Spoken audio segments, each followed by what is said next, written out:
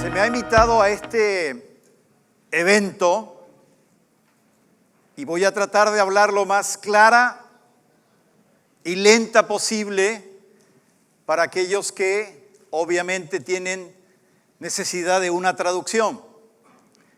Como mi estilo es muy de francotirador, siempre tengo que hacer la explicación correspondiente de que todo lo que voy a decir, voy a presentar y voy a hacer aquí es exclusiva responsabilidad mía y está deliberado o está liberado de cualquier compromiso que pueda surgir en términos de alguna dificultad en base a esto.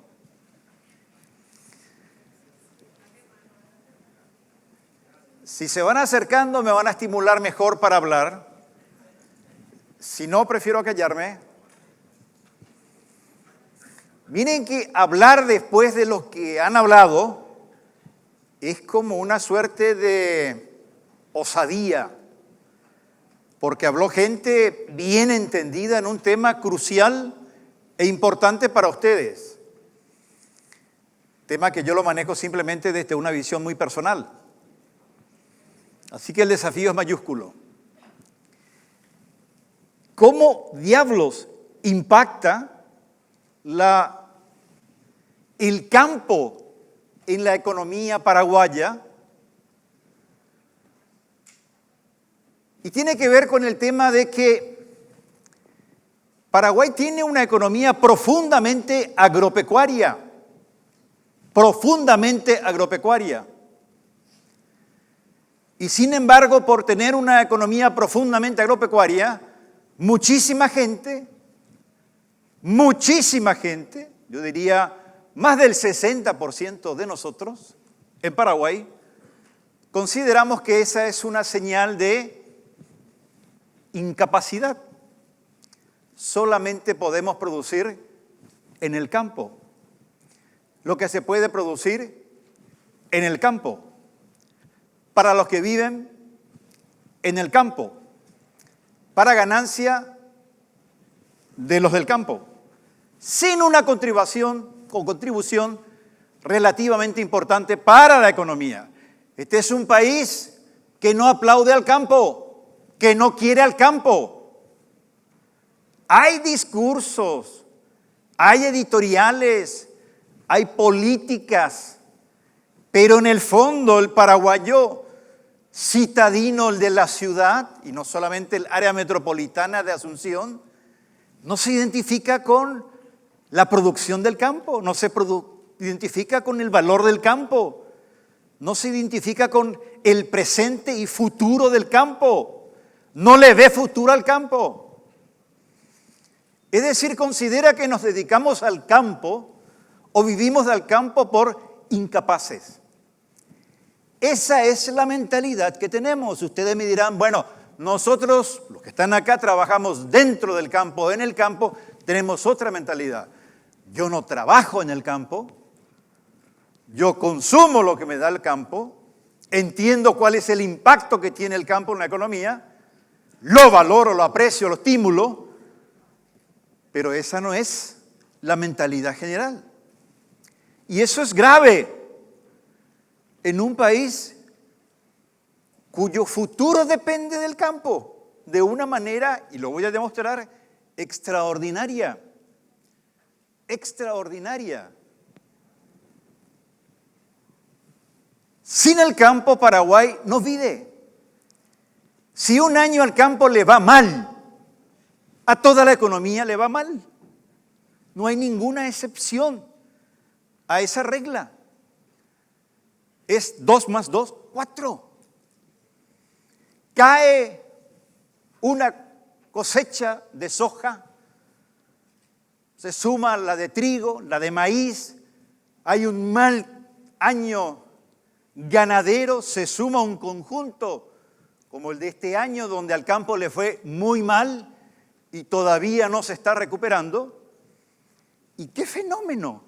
Lo que tendría que dolerle solamente a la gente del campo, perjudicarle solamente a la gente del campo, castigarle solamente a la gente del campo, nos castiga a todos.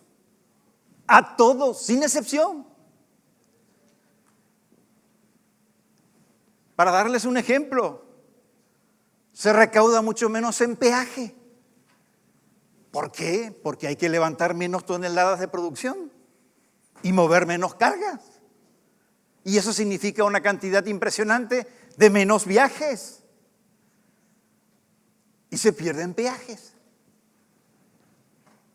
Hasta las mujeres del campo o de las ciudades que venden lo que nosotros utilizamos para tomar nuestro riquísimo tereré, se quejan y dicen, no vendo nada. ¿Pero por qué? Y porque el campo no está bien. No me llega a cerrar cómo es que, dada esta realidad de que se cae el campo y se cae el conjunto de la economía, nosotros sigamos con la mentalidad de decir, no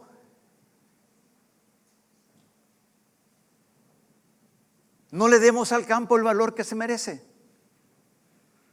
No le prestemos la atención que se merece. Y es más, en la medida de nuestras posibilidades, hablemos mal del campo, hablemos mal de los productores, hablemos de la desforestación, de la contaminación, etcétera, etcétera, de que no pagan impuestos, de que no se modernizan, que no se tecnifican, que todavía siguen como con el toro como la figura principal. Y uno dice, pero eso no es así. Eso no es así. Este campo ha tenido un proceso de transformación en los últimos 30 o 40 años impresionante. Impresionante. Y sin embargo, no hay conciencia de eso. Sin el campo, el Paraguay no vive. Y nuestra gente no acepta esa realidad. Incluso por ahí te dicen, se puede vivir sin el campo. No te dicen cómo, pero te dicen se puede. Cuando hablamos de la importancia del campo en la economía paraguaya, obviamente tenemos que tener en cuenta un efecto o algo, un factor que no podemos manejar, que es el tiempo, la cuestión climatológica. ¿Sí? Y eso tiene un impacto en el sector agropecuario. Dios no es argentino, tampoco es paraguayo. La pequeña gran diferencia es que nosotros sabemos que Dios no es paraguayo. Por eso nos va mucho mejor que a los argentinos. Con esto quiero decir que el tiempo es una cuestión que la podemos de alguna manera, en términos muy relativos, suavizar en cuanto a sus impactos negativos, pero es incontrolable. No tanto como antes, pero es incontrolable. Nosotros estamos en este año en un periodo, o en un año, para hacerla bien redundante, de recesión económica. Recesión económica significa caída económica. Veníamos de un buen recorrido desde el 2013 en adelante, 2012 en adelante con más precisión, pero tropezamos y caímos fuerte, y estamos cayendo fuerte este año. Ustedes tienen ahí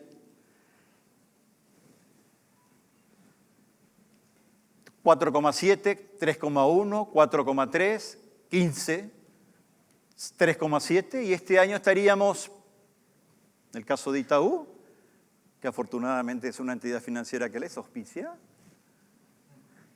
la caída podría estar entre el 1 y el 1,5%. Otros estiman una caída un poco menor, digamos. Ahí está una nuestra privada, 0,5%. ¿Okay? El Banco Central del Paraguay, su último informe, 0,2%. Y otros también, una caída.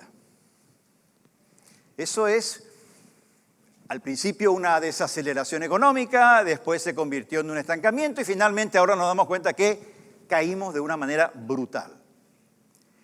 Y es cuando aquí uno que analiza la economía económica, que gusta hablar de la economía, que gusta presentar algo, prepara un excelente material y después de la diapositiva número 50 se da cuenta que lo que hizo no sirve. Porque hay un cuadro que ya me lo había mencionado un expresidente del Banco Central, que me dijo, ese te va a servir, Pablo, pero me lo dijo hace bastante tiempo y no le di importancia. Cuando uno no le da importancia a lo que es muy simple, somos de buscar aquello que es muy complejo porque decimos, eso tiene preparación. Pero a veces en la simpleza está la verdad. Ahí está la variación de la producción de soja en volumen y la variación de la economía paraguaya. Hermanos gemelos. Saquen ustedes ahí a la soja y pongan al campo como general. Son hermanos gemelos, mellizos. Parece una cuestión, como me decía un amigo de izquierda, eso debe ser coincidencia, Pablo, porque no tiene mucha lógica. Y yo digo, ¿y qué más lógica que esto? O sea, es simple. Mira, en los años en que la producción cae, agrícola, pecuaria, campo, la economía cae. Ese es el cuadro para mí más simple, que en forma más directa, de alguna manera dice contundentemente, Paraguay vive del campo, depende del campo. Según cómo le vaya al campo, le va al país. Así que dada esta explicación, yo les agradezco muchísimo la atención. Con esto concluyo y podemos pasar a las preguntas y respuestas, ¿sí? Porque ¿para qué diablos tengo el resto del material?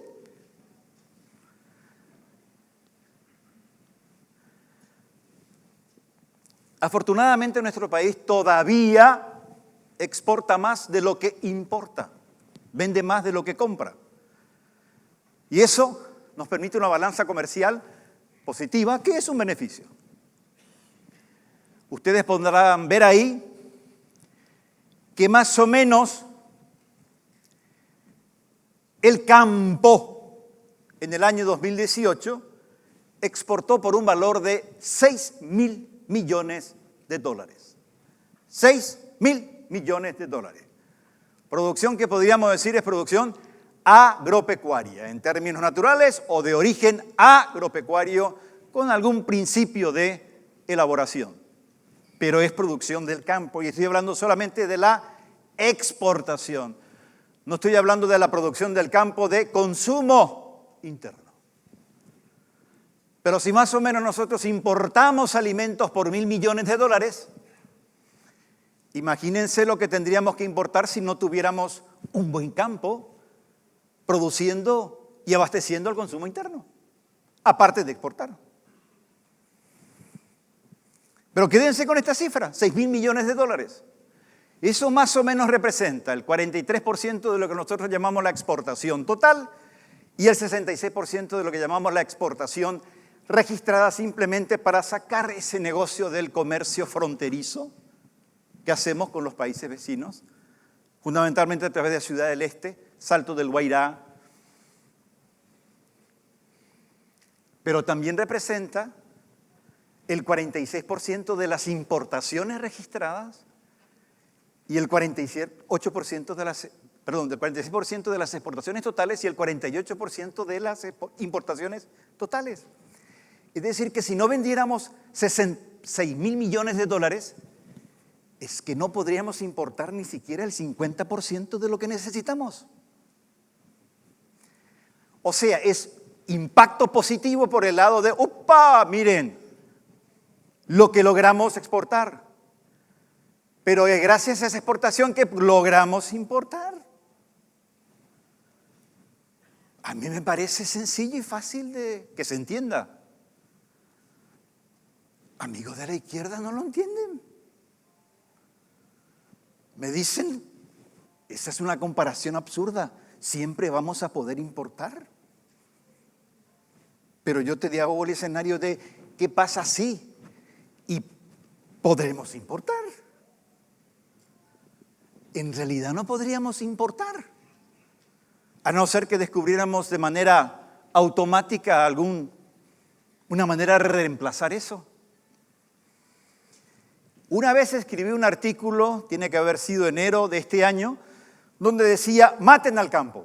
O sea, matemos al campo, ya que no lo que queremos, matemos al campo y veamos las consecuencias. Y lo que trataba de señalar, de alguna manera, era esto. Al no tener 6.000 millones de dólares, bueno, de lo que compramos del exterior, dije, miren, algunas cosas no vamos a poder comprar. Autos y camiones, maquinarias, aparatos y motores, elementos de transportes, combustibles. Y le decía a alguien sentado cómodamente en su escritorio, con su computadora, su aire acondicionado, su sillón perfecto, etcétera, hablando mal del campo.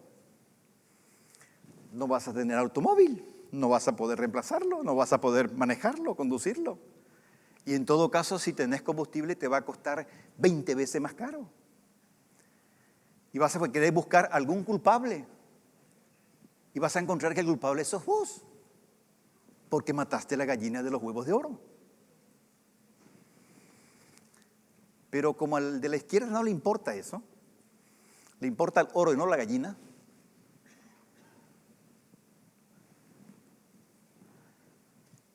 voy a poner siempre este cuadro.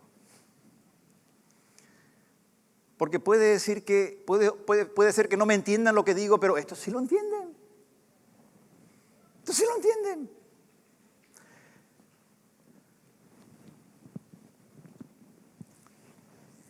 Allá por finales de marzo, principios de abril, había una interesantísima discusión sobre cómo diablos estábamos, ¿sí? Porque estábamos mal, pero la gente quería darme una definición de cómo es que estamos en realidad, ¿sí? La palabra que usábamos ahí, porque todavía no sabíamos que estábamos cayendo, en términos bien concretos, era, y bueno, nos estamos desacelerando. ¿Okay? ¿Y qué significa desacelerar? Y bueno, algunos decían, en un buen discurso significa que la economía se está ralentizando.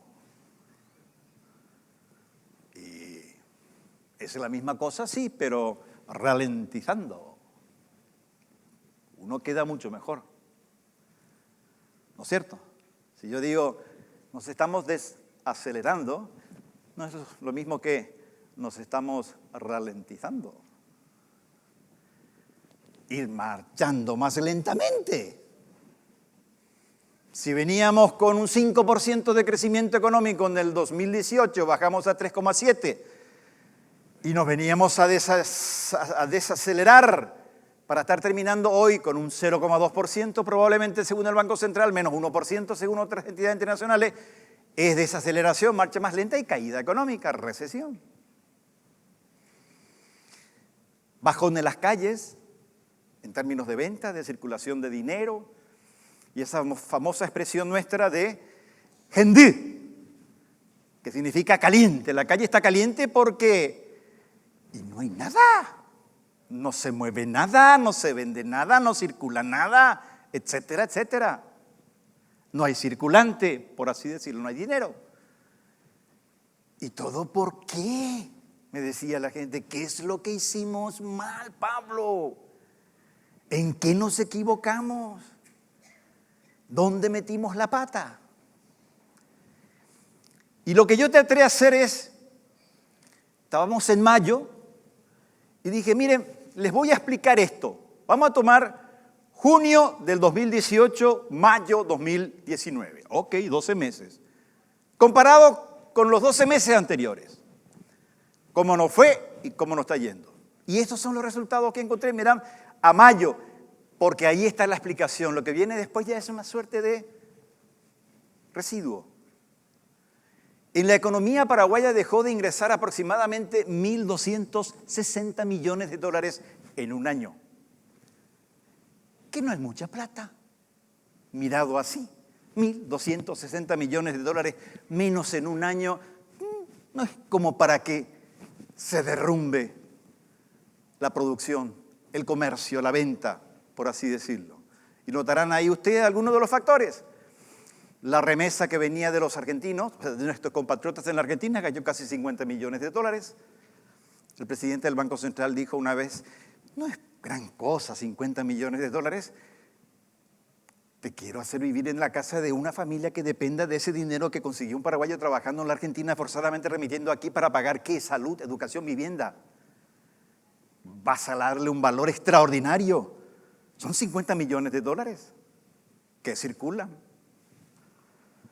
En términos de turismo, se nos acabó la fiesta de los argentinos que venían a comprarnos de todo y también algunos brasileños y estamos con una disminución de 100 millones de dólares. En términos de préstamos, un gobierno que empezó muy lentamente desaprovechó la oportunidad también de desembolsar préstamos. Caímos 116 millones de dólares.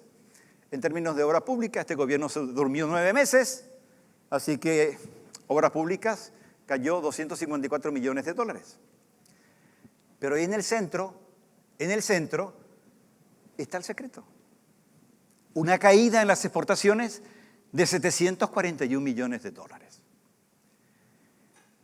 Y ahí, en esos 741 millones de dólares de caída, casi todo lo que cayó es la producción del campo que se exporta.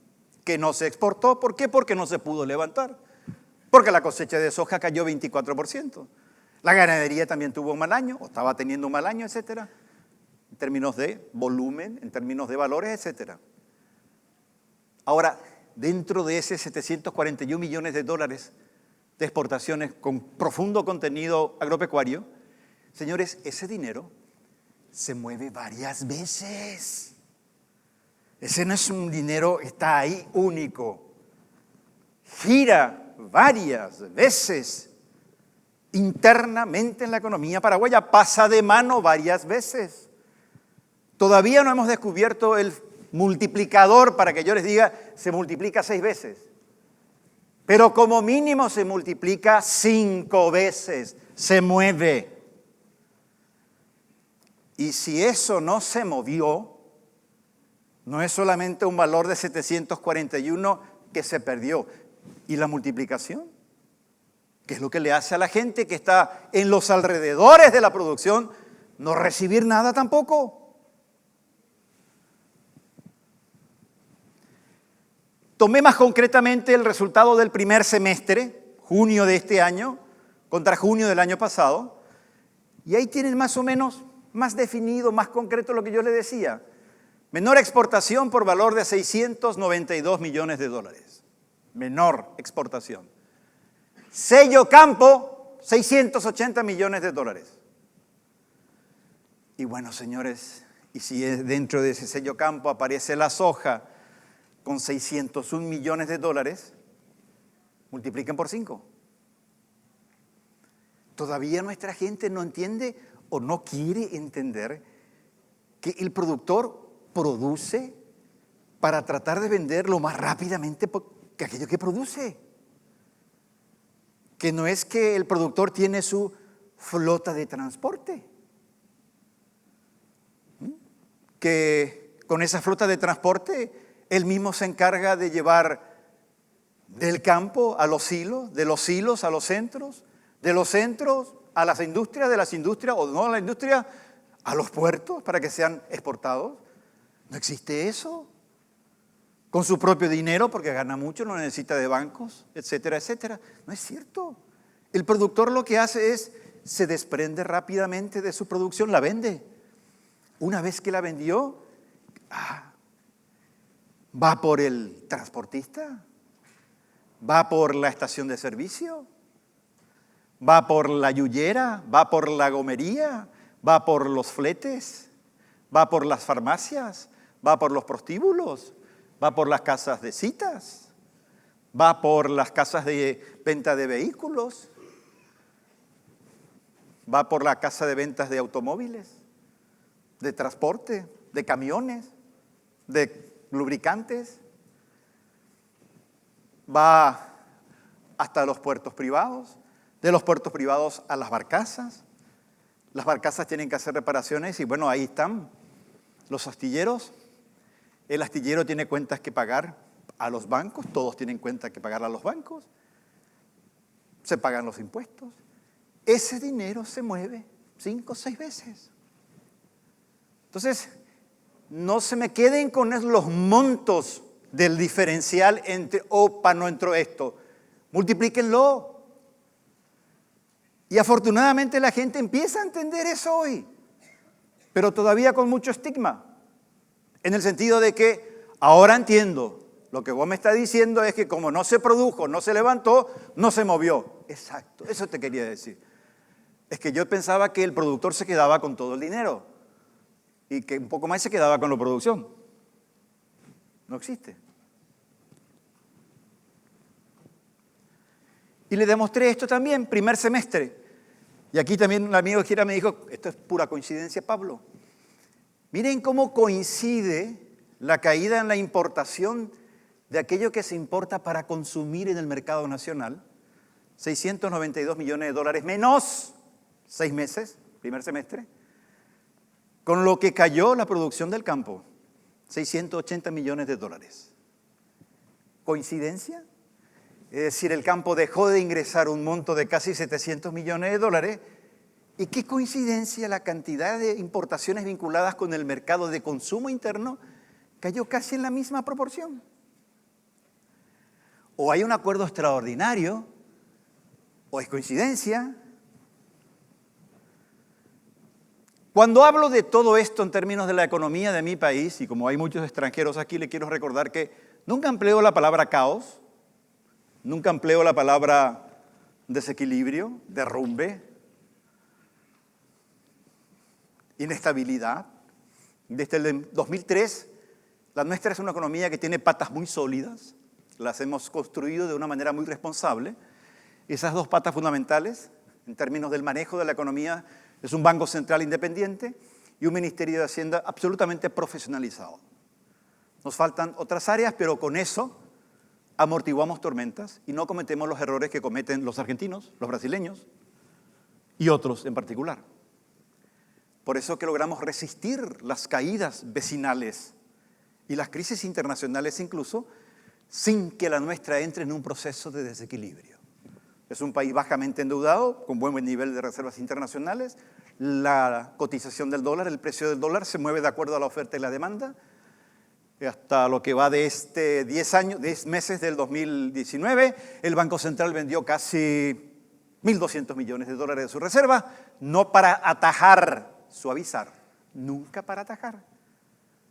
Ese sueño argentino de fijar el dólar. Y sí, es el sueño argentino de que Dios es argentino. Si se salen de ese sueño, quizás algún día tengan futuro. Pero como no creo que se salgan de ese... Estoy hablando mal de mis hermanos, así que me callo. Ok. De todas formas, lo que hoy vivimos, uno puede decir es lo peor desde el 2009, es el peor desde el 2012, es peor desde el 2002, etc. Es difícil la situación, pero tenemos con qué salir. Y una de las razones por las que siempre tenemos por qué salir es porque cuando hay un mal año agrícola, hay un mal año del campo, nosotros nos sentamos cómodamente y decimos, bueno, caímos este año, pero va a haber un efecto rebote el próximo año, entonces vamos a volver a crecer. Y cuando uno pregunta, ¿y cuál es ese efecto rebote tan mágico que tienen ustedes? La recuperación del campo. Y uno diría, ¿pero por qué se recuperan? ¿Por qué no duermen 2 o 3 años? Para que la gente sienta realmente que adiós efecto rebote. Porque me decía un productor de soja, y digo productor de soja, no dijo sojero, productor de soja que a veces es un productor de trigo y de cualquier otro tipo de productos. Es que somos boludos, me decía, pero flor de boludos. Porque en realidad tendríamos como que sentarnos y decir, efecto rebote, pero las pelotas, no te le voy a dar el efecto rebote. Claro, pero no hay alternativa. Ustedes son gente del campo, ¿saben? No hay alternativa, se cae y hay que levantarse. No queda otra. No queda tiempo para el lamento, no queda el tiempo para la protesta, no queda el tiempo para el subsidio, no queda el tiempo para los discursos políticos, nada. No, es levantarse de vuelta. Refinanciamiento de deuda, venta a veces de maquinarias que uno tiene a la espera de volver a recuperarlas, devolver aquella maquinaria que no ha podido pagar, etcétera, etcétera. Achicarse, pero otra vez esperamos el efecto rebote para el 2020 y ahí hay cálculos de maravillas, ¿sí? Si caemos este año, si apenas vamos a crecer 0,2%, 0,5%, y si por ahí caemos, bueno, el próximo efecto rebote va a estar en un 3%, 4%. Pero todo se va a deber a que al campo le vaya bien. Y ustedes me dirán acá, pero los vecinos no influyen en esta dinámica del crecimiento económico nuestro. Sí, claro que influyen, pero el campo es determinante. La Argentina puede estar muy bien, la Brasil puede estar muy bien, cosa que no es así. Pero digamos que pueden estar muy bien, pero si el campo está mal, lo mismo se cae la economía. Lo mismo se cae la economía.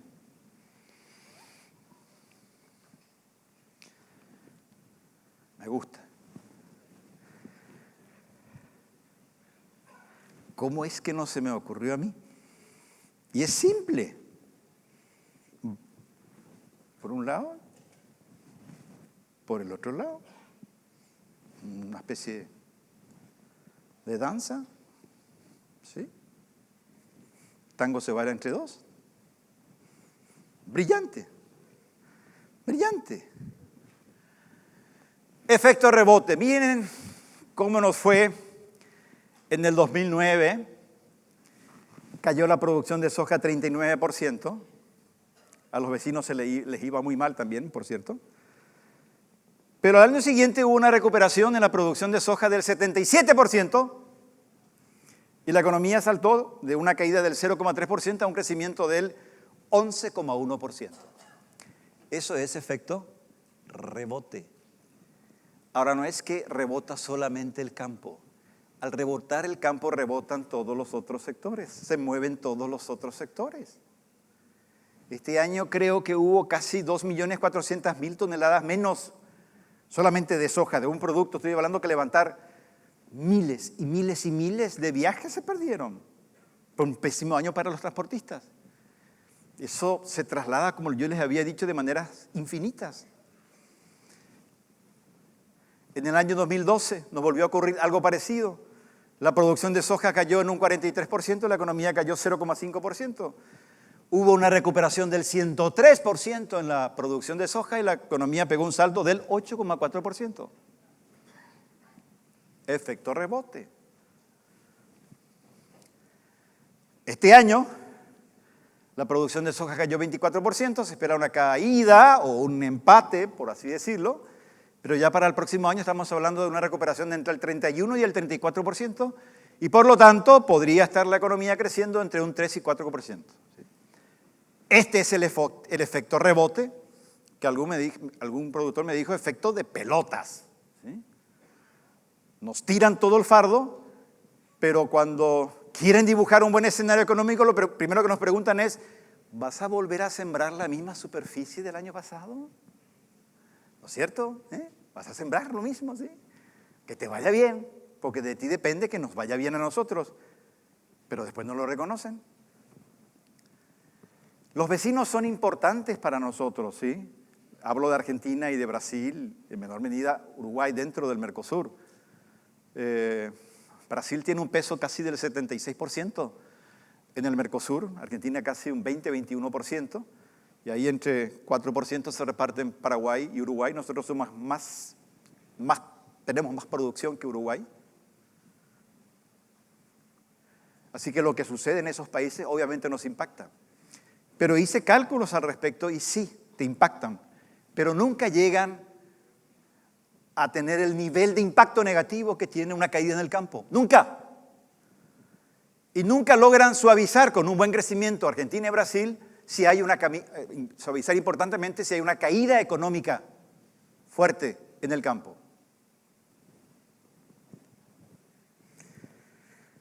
Paso esto, después lo comento.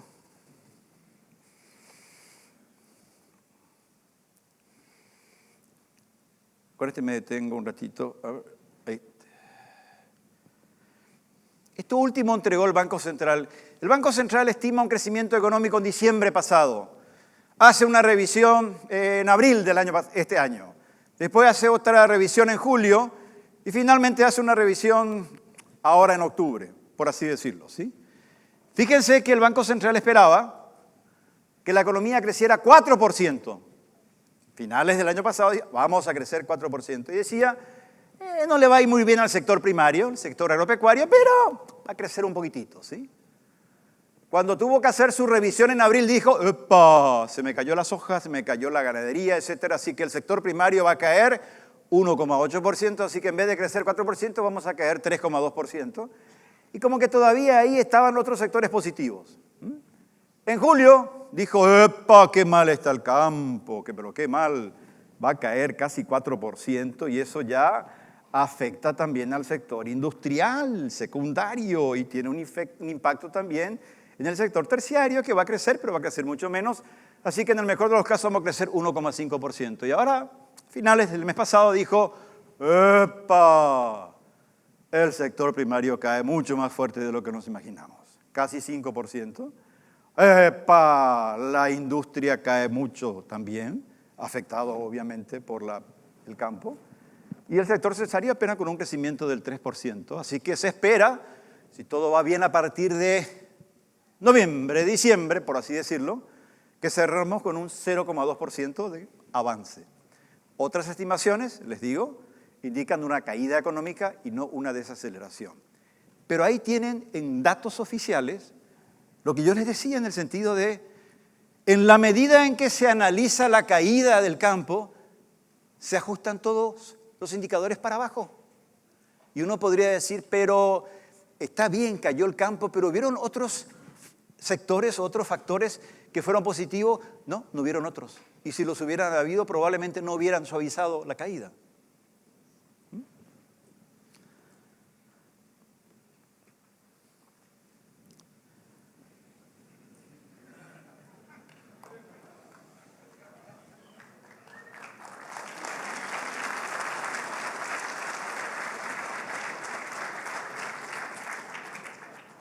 Nunca en mi vida me salió un título tan bien. Un burro en el campo. ¿Y dónde va a estar el burro si no en el campo? Yo decía, en un año tan complicado para el campo, en un año donde había que fortalecerlo, revitalizarlo, cuidarlo, etcétera, etcétera, pone a tu mejor figura en el Ministerio de Agricultura y Ganadería. Dale una responsabilidad, dale una autoridad, dale una presencia, dale... Y bueno, o sea, se elige a quien, como me dijo el taxista que me trajo acá, me dijo, ¿esa vez, Pablo, que dijiste lo del tema de ese, del burro? Sí, te dije una vez algo del burro, sí. Pablo, a mí me podría haber nombrado también. Y la realidad, el taxista me dijo, a mí también me podría haber nombrado, si le nombró a él, ¿por qué no a mí? Y la verdad, las cosas que yo le dije, y en verdad que sí. Y me miró y me dijo, ¿usted está seguro, Pablo? ¿Qué hubieras hecho si se te nombrara a ti? Te llamaba a ti, me dijo, y te llamaba a vos. Vas a tenerte a mi lado y bueno. Qué triste que en un país, y yo, o sea, no quiero ni situarme en una situación como la de Australia después de lo que escuché de Australia, y fue una sola exposición, y que lo eligieran a un burro como el ministro de Agricultura, en Australia. Bueno, ahí elegirían a un canguro en todo caso, pero no importa.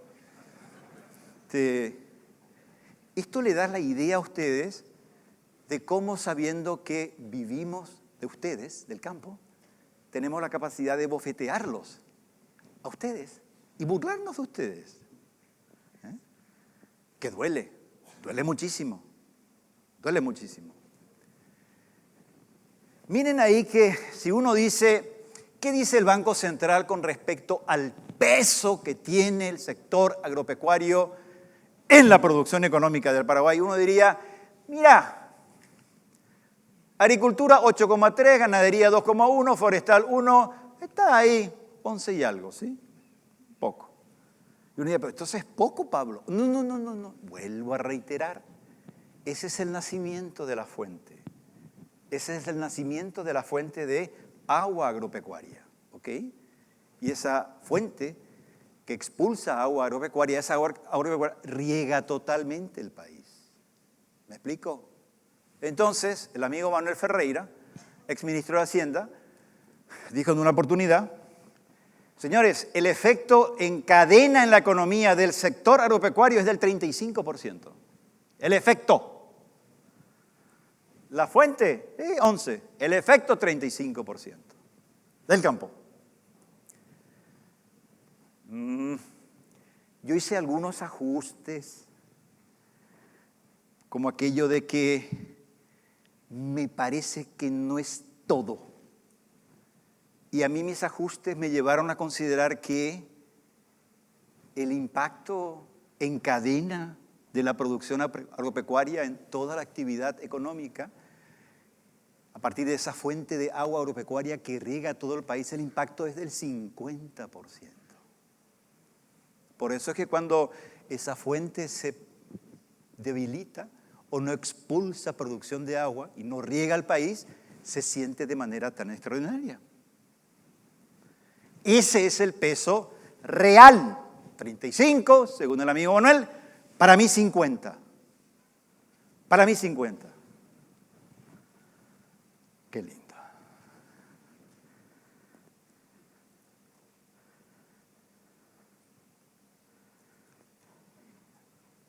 Y le voy a explicar algo que no creo que mi gran amigo Manuel haya incorporado en su 35%. Este año ha caído más en la gente el consumo que la producción misma. Y esa es una señal de que el agente económico, el consumidor, está afectado por la menor producción, pero está golpeado también por las señales negativas del mercado, por lo que se dice, lo que puede pasar, lo que va a caer, lo que no va a mejorar. Entonces, esa expectativa negativa lo hace todavía ser un consumidor mucho más débil. Y hay un precio que de alguna manera la gente la asimila como que si sube, upa, no me gusta. Si baja, sipa, me gusta. Es el precio del dólar. ¿Ok? En realidad es muy difícil explicarle a nuestra gente que el precio del dólar nunca se tiene que fijar. Nunca. Hay que dejarlo en función de la fuerza de la demanda y de la fuerza del mercado. ¿Quién demanda versus quién oferta? Ahí está el nivel. Puedo actuar alrededor indirectamente. Nunca contra la tendencia, internacional o nacional, pero sí evitar picos muy altos. Miren el año pasado, para tenerles una idea que fue un año dramático a partir del mayo de la Argentina. ¿Cómo se encareció el dólar en la Argentina? 105%, Brasil 17%, Paraguay 6,5%, Uruguay 12,6%. Y ustedes me dirán, pero si son la economía más pequeña, ¿cómo es que pudieron hacerlo? ¿Cómo si Argentina cayó 2,5%? Brasil apenas creció 1,1%. Tuvieron enormes devaluaciones. ¿Cómo es que no les movió el piso? Por esas bases sólidas que yo les decía. Bases sólidas. Pero, voy con esto, pero afecta mucho cuando en un año el dólar sube. No importa si no sube mucho, pero sube. Importa porque se encarece la importación. Y al encarecerse la importación se consume menos. ¿Y cuándo generalmente sube el dólar en una economía relativamente normal? Cuando no produce lo suficiente para exportar. Y hay un diferencial. Este es un caso en este año. Nosotros no logramos ingresar 700 millones de dólares aproximadamente. Bueno, tuvimos menos margen para tratar de evitar la suba en la cotización del dólar. Cuando tenemos una muy buena producción agrícola del campo y exportamos, tenemos también estabilidad cambiaria o una menor suba en el precio del dólar, lo que hace que se importe más y se consuma mejor. Eso no está registrado en el 35% de mi amigo Manuel y muchos otros aspectos.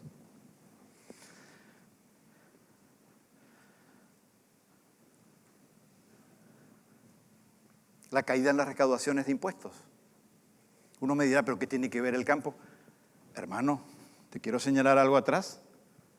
Las importaciones este año han caído en un 8,5% según la CEPAL para todo este año. Van 3 meses consecutivos que caen las recaudaciones de impuestos en las aduanas.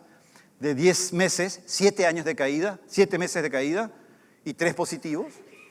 176 millones de dólares menos de recaudación en las aduanas con respecto al periodo del año pasado, como consecuencia de que la gente importó menos. ¿Pero por qué importó menos? Porque compra menos. ¿Y por qué compra menos? Porque no ganó. ¿Y por qué no ganó? Porque no se produjo. Ahí sube el peso del 35 al calculado en 45. Termino con esto. En 1921 vinieron algunas personas, 2 o 3 personas de Canadá, que eran parte de las colonias menonitas en Canadá, colonias que estaban formadas por menonitas que habían salido de Rusia y estaban en Canadá, y que estaban buscando un lugar más seguro porque Canadá ya no estaba dando las condiciones adecuadas que ellos querían en términos de la seguridad de su religión, la seguridad de su lenguaje, de su educación, de su no servicio militar, etcétera, etcétera. Así que buscaron y llegaron en 1921 a Paraguay. Y revisaron la región occidental. En ese momento, en 1921, nosotros no teníamos ni la más mínima idea de lo que era la región occidental. Lo que sabíamos del otro lado del río Paraguay era lo que estaba en el borde de todo el río Paraguay, ¿sí? Desde la Argentina hasta el norte. Pero un poquitito más, nada. El infierno. El infierno. El infierno. En 1924 llega a Paraguay un general de división del ejército zarista, espectacular, Iván Belayev.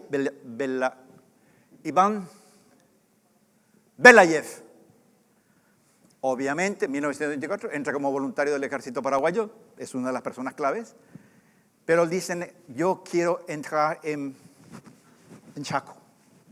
Mi querer entrar en Chaco. Chaco no va a haber nada. Yo creo que hay mucho Chaco y hay que ir. Chaco hay animales y poca agua, una selva espinosa, desierto, calor. Yo quiero ir. Hizo una suerte de 8 viajes, cartografías, llegó hasta donde nadie pudo llegar, etcétera. Por fin nosotros sabíamos lo que era.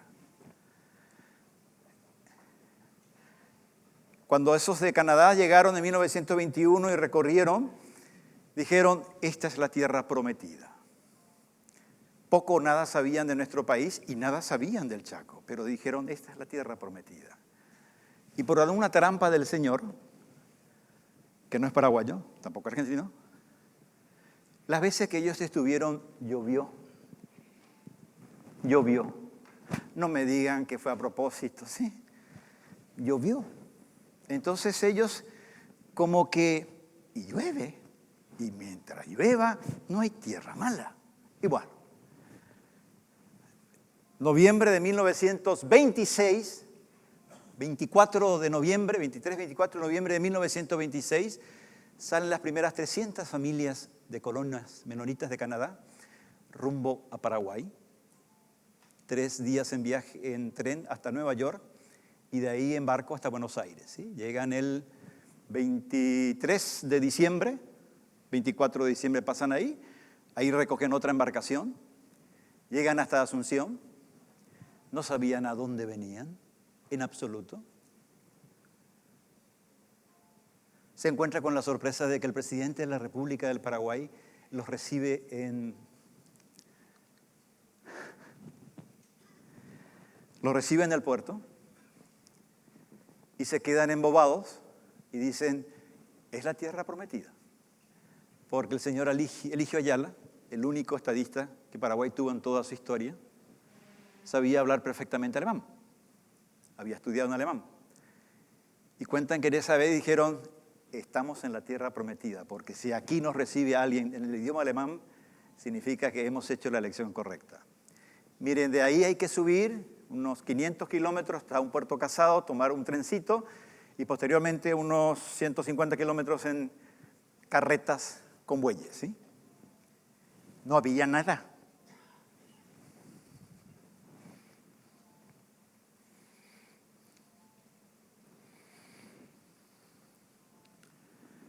Así llegaron. Ahí están las primeras elementales construcciones. Acá dice la llegada de los menonitas a Puerto Casado, que era un puerto, ahí se tomaba un trencito de 63 kilómetros en ese momento y después ya, bueyes. Así era. Esto ya un poco más adelantado, esto. El Chaco.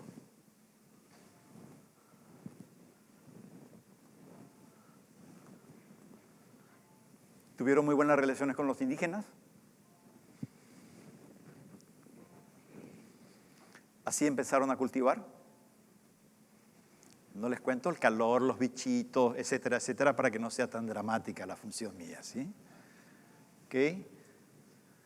Siempre cultivando su religión con respeto.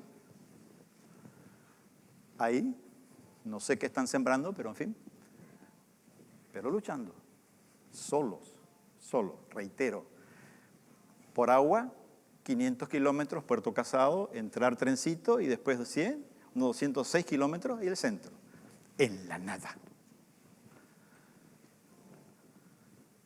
Va mejorando un poco. Va mejorando un poco. Ahí hay un principio de una fábrica de aceite de maní que fue bombardeada por el ejército boliviano en la guerra. El primer despensero, la primera despensa, esto es Loma Plata. Esto es hoy. Esto es Loma Plata, parte de Filadelfia.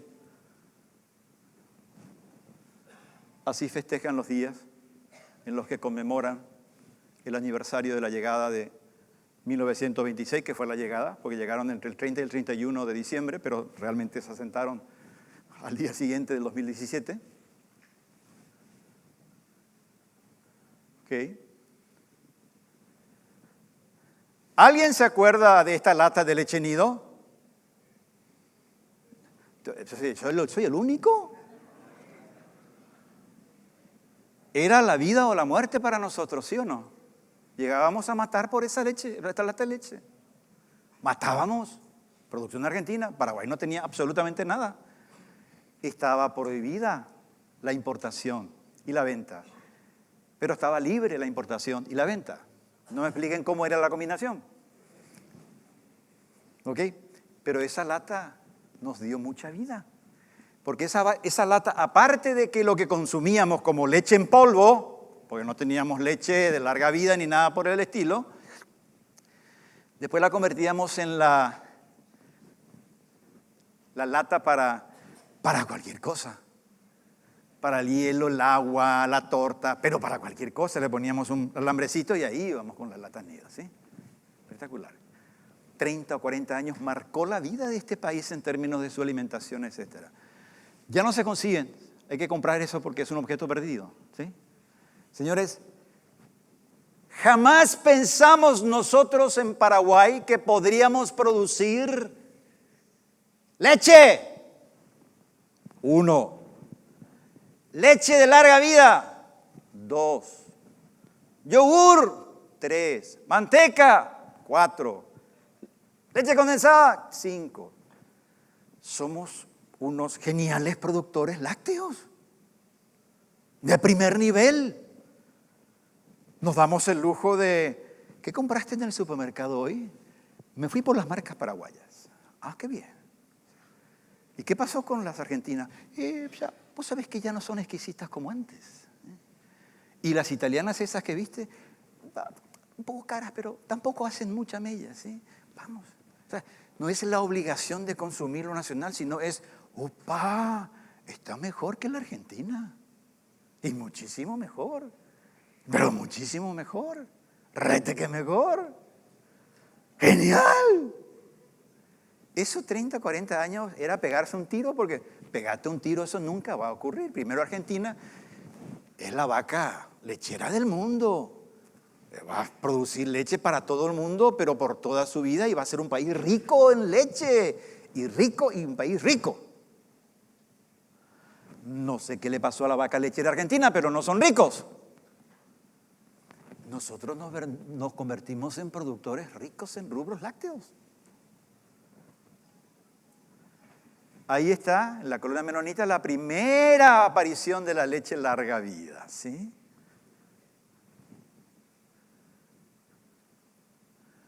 Miren lo que es ahora, comparado con 1926, 27, etcétera, etcétera. Y señores, esta es la primera fábrica en el Chaco productora de leche en polvo.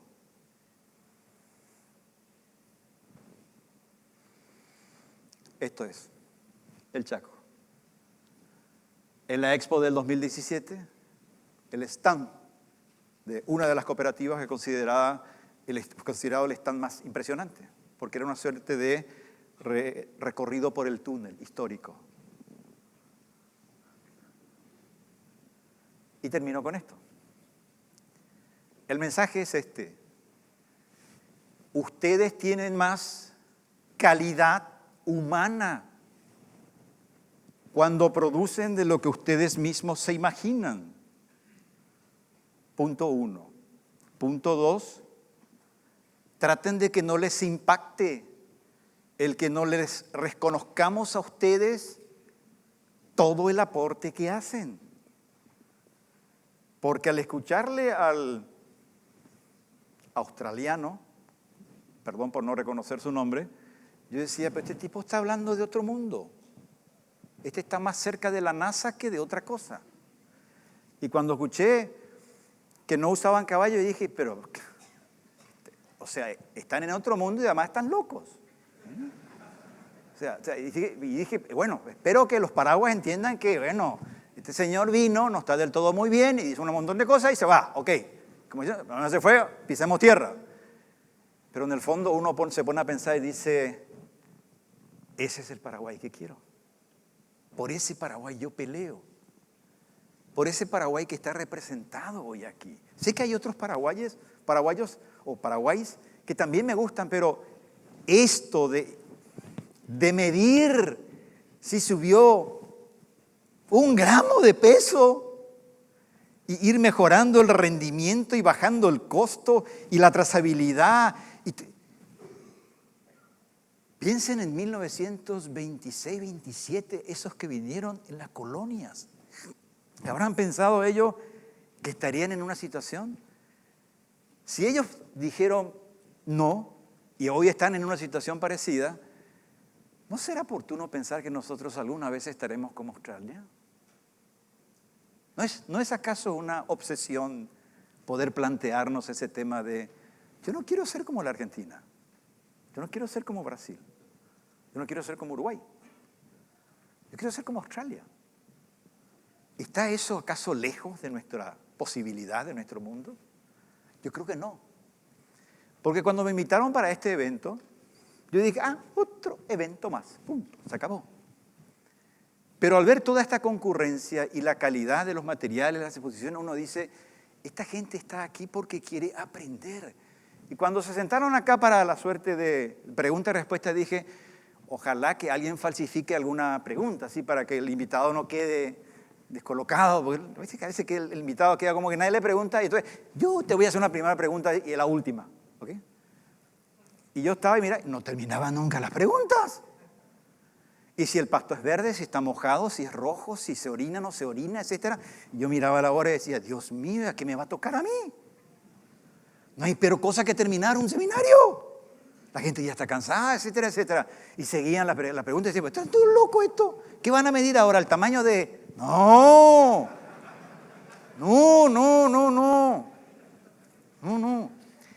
Pero ese es el Paraguay que quiero, adoro, y está en manos de ustedes. Yo puedo aportar algo en intentar que los otros miren de una manera adecuada lo que genera en términos de producción de riqueza el campo y sacarles esa visión de que depender del campo, vivir del campo, es señal de ser un país atrasado. Si así fuere, Australia tendría que ser uno de los países más atrasados y no lo es. Y miren que los australianos no son buenas personas. No es como, no, pero con todo respeto, o sea, es como para decir, brutos, no tampoco. Miren que son islas que se que se poblaron gracias a... Vino gente del todo el mundo, no buenas necesariamente, y afortunadamente le salió un buen producto, ¿sí? No es como para decir el genio está en ellos.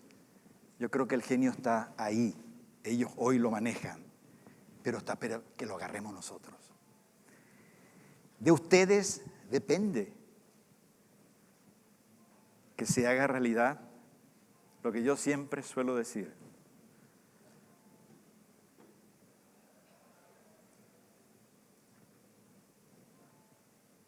Nunca, nunca, pero nunca voy a cambiar de país. Muchísimas gracias.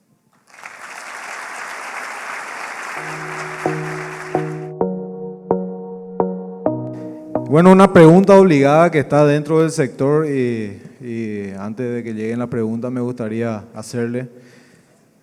Si usted evaluó o con su equipo habría evaluado en algún momento el potencial de China, lo que significaría abrir el mercado chino para el Paraguay en contraposición a lo que tenemos hoy con Taiwán. No hay que tenerle miedo a cambiar de posturas en un tiempo determinado, porque los tiempos cambian, los escenarios cambian. Si me hubieras hecho la pregunta en 1990, por ahí te hubiera dicho con mucha claridad y honestidad, no, yo prefiero la amistad de China, Taiwán, etcétera, etcétera. Señores, China continental es la segunda potencia económica del mundo y esa relación entre el primero y el segundo va a quedar durante muchísimo tiempo, ¿ok? Y en algún momento determinado, que creo que es muy próximo, China va a ser la primera potencia económica mundial, aunque eso implique diferencias. Taiwán no es una potencia económica, es un buen país, un país organizado, etcétera. Ahí es que me cabe la pregunta de, ¿tiene lógica que no tengas relaciones diplomáticas con la segunda potencia económica del mundo? No, no tiene lógica. O sea, ¿qué argumento puede ser? El argumento puede ser que Taiwán durante 80, 90 años ha sido un país solidario, nos ha apoyado en todo y realmente le debemos mucho a Taiwán. Sí, eso tiene lógica y eso hay que acordar, pero no le gana la lógica mayor. La lógica mayor es, señores, necesitamos relaciones diplomáticas con China continental. Ahí está una parte importantísima de las posibilidades reales de crecimiento del sector, del campo, pero de otros sectores económicos. Entonces, yo veo como que hay compromisos políticos que atan a muchos. Veo también que hay como una suerte de ¿qué dirán de nosotros al darle la espalda a Taiwán? Y yo le diría de frente, o sea, te quiero mucho, te valoro enormemente, quiero que sigas con nosotros, pero quiero que me entiendas que por una cuestión de interés nacional necesitamos una política de relaciones diplomáticas con China continental. Eso tendrían que ser los términos de un diálogo sincero. Y uno dirá, bueno, ¿qué pasa con la universidad? ¿Qué pasa con aquella actividad que está financiada, etcétera? Bueno, vemos cómo sostener eso. Hoy todos los países con posibilidades reales de éxito tienen relaciones diplomáticas con China continental. Entonces, ahí viene la última de las lógicas. O sea, si todos tienen, ¿por qué nosotros? ¿Por qué nosotros ser la excepción con Guatemala? ¿Por qué? ¿Qué nos hace ser excepcionales a nosotros en un universo de 200 naciones? Con respecto a una población de 1.400 millones de habitantes. Con respecto a un Banco Central Popular chino que tiene una capacidad de financiamiento internacional grandioso. De obras públicas grandiosas. No son niños de pecho, ojo. Pero yo preferiría en estos casos entender que los nuevos tiempos obligan a tomar decisiones que conduzcan a una política internacional diferente para el beneficio de los reales intereses del país. Pablo, bueno, me gustaron estas preguntas realmente. Creo que son un poco también del orden cultural, ¿verdad? Nuestro. ¿Qué sugerís se debe hacer para cambiar la percepción negativa que se tiene de la gente y empresas que se dedican con tanto sacrificio al campo? Yo creo que ustedes cometen un error tremendo. Soy un enamorado de los spots publicitarios que hacen los brasileños. el agrobusiness brasileño y a veces el sector agrícola brasileño privado. No estoy hablando de spot gubernamental, sino ellos mismos cómo explican de manera extraordinaria, bueno, esto es lo que aportamos nosotros en el año. O sea, yo no veo esos spots publicitarios. He discutido mucho con productores, ya sean agrícolas, pecuarios, etcétera, forestales incluso, y me dicen, no tenemos esa mentalidad, Pablo, ¿sí? No tenemos la mentalidad de mostrar y exhibir lo nuestro. Y yo le digo, eso les puede costar más tarde o más temprano mucho. Entonces, aquí lo importante es que durante el año, o durante no sé, una suerte de reunión especial, yo no soy muy amigo de las grandes asambleas y de las grandes reuniones. Soy más de una reunión de este tipo donde de repente yo le digo, pero ustedes no pueden contratar una agencia de publicidad. SEA no puede contratar una agencia de publicidad y tenerla todo el año, por ejemplo, elaborando spot muy buenos sobre este es el aporte. Si yo presenté lo que puedo presentar y la agencia publicitaria lo puede presentar todavía de una manera mucho más extraordinaria, es decir, mire, se pone 6, se saca esto, si no hay esto, pone aquello, pero también mostrando facetas que no se conocen de la producción.